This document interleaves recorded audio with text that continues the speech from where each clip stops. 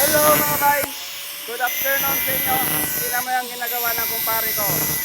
Ayan o.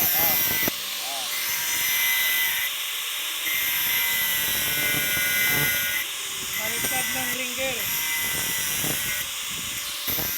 Ano kasi yan siya? Nagbaba kami ng transmission.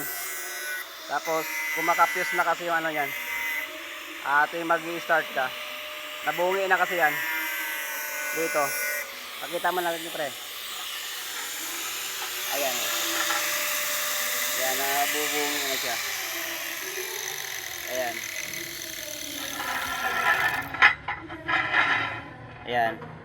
Kaya kadalasan yan pag i-start mo talaga, kumakapyos niya. Pag hindi pa naman yan siya na ano, hindi pa siya nabaliktad, pwede naman natin siyang baliktarin para sulit naman yung ring gear na to. Magkano rin to pag bibilhin natin.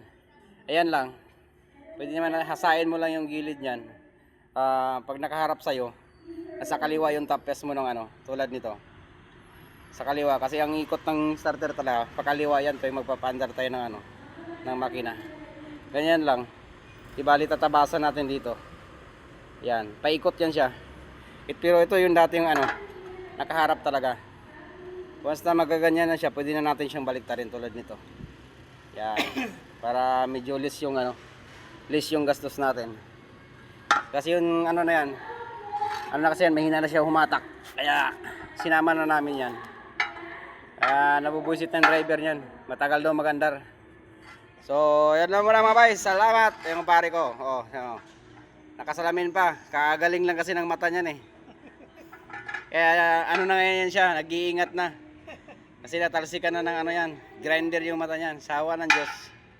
Hindi pa naman siya binulag. So, salamat.